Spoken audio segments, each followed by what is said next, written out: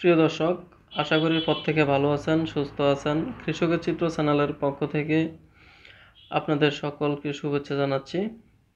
দর্শক, আমি মোহাম্মদ আজহারুল ইসলাম। আজ আমি আপনাদের মাঝে একটি গুরুত্বপূর্ণ বিষয় নিয়ে হাজির হয়েছি। বিষয়টি হচ্ছে আমাদের গবাদি পশুর বিভিন্ন ধরনের কৃমি হয়ে থাকে। কৃমিটা কেন হয় এবং কৃমির কিছু লক্ষণ জানাবো এবং তার প্রতিকার। দর্শক, বাংলাদেশে গবাদি পশুতে 100% কৃমির আক্রমণ হয়ে থাকে। আমাদের খামারি ভাইয়েরা অনেকে তার ক্ষতির সম্মুখীন হয়ে থাকে। আমরা কয়েকটি কৃমির সাথে আপনাদের পরিচয় করে দিচ্ছি।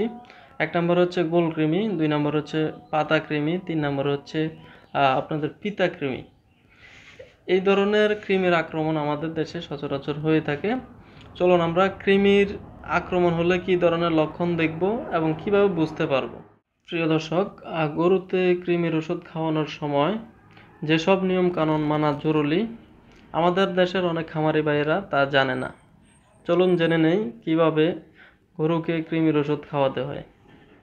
দর্শক, গবাদি পশুতে কৃমি হওয়ার যে লক্ষণগুলো আছে, আমরা কিভাবে কৃমি হলে বুঝতে পারবো, চলুন তা জেনে নেই।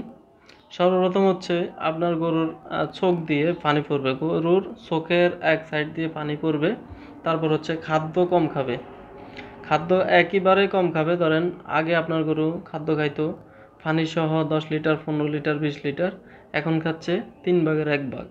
তখন আপনি বুঝতে হবে যে আপনার গরুতে কৃমির আক্রমণ হয়েছে। এখন তারপরে কি করবেন, তারপরে এবং মাঝে মাঝে দেখবেন আপনার গরু পাতলা পায়খানা করতেছে বা নরম পায়খানা করতেছে, এটাও কৃমির একটা লক্ষণ। আপনারা এটা হলো শনাক্ত করে নেবেন যে আপনার গরুতে কৃমি হয়েছে।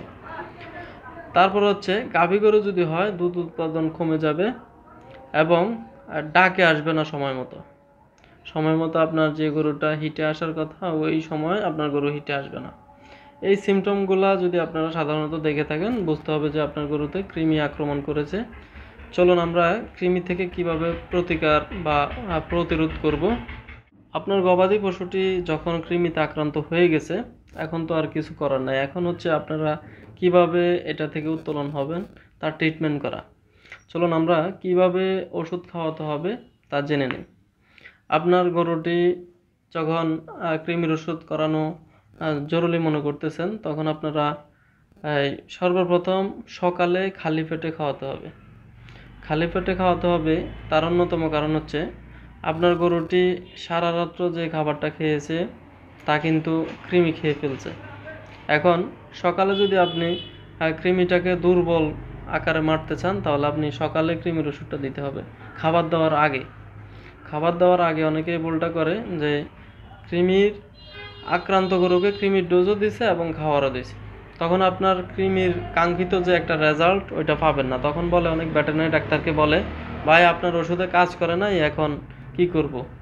আবার কৃমি আদৌ কি কাজ করছে না করে নাই তাও বুঝতে পারে না। এজন্য আপনাদেরকে বলি, সকাল সকাল খালি পেটে গরুকে কৃমির ওষুধ দিন এবং তার থেকে অনেকে বলে 1 ঘন্টা পরে খাবার দেন। আমি বলবো যে 1.5 ঘন্টা থেকে 2 ঘন্টা পরে খাবার দেন। তাহলে কি হবে, কৃমির যে কৃমিনাশক ওষুধটার ভালো কাঙ্ক্ষিত রেজাল্ট আপনি পাবেন। কিভাবে আমি বলি, ধরেন আপনার গরুটা সারা রাত্র খাবারটা খেয়েছে, তাও কৃমি পেট থেকে খেয়েছে, মানলাম। সকাল পর্যন্ত আপনি খাবারটা দেন নাই, গরুকে খাদ্য পানি কিছুই দেন নাই। আপনার গরুর পেটের যে কৃমিটা আছে দুর্বল হয়ে গেছে, সকালে আপনি কৃমির ওষুধটা দিয়েছেন। কৃমিটা যখন কেটে যাবে, কেটে যাওয়ার পরে আপনি আরও 1.5-2 ঘন্টা খাবার দেন নাই, তাইলে যদি এই 1.5-2 ঘন্টার মধ্যে খাবার দেন, তাহলে ওই কৃমিটা আবার সতেজ হয়ে যাবে, কিছু কৃমি বেঁচে যাবে আর কিছু মরে যাবে। তাহলে দেখা গেছে আপনি ওই জায়গায় ওই প্রোডাক্টটা রেখেই দিয়েছেন, আর সূত্রপাত রেখে দিয়েছেন, পরবর্তীতে আবার খাদ্য দিলে ওটা আবার সতেজ হয়ে যাবে এবং বংশ বিস্তার করবে। এই জিনিসটা আপনারা লক্ষ্য করবেন।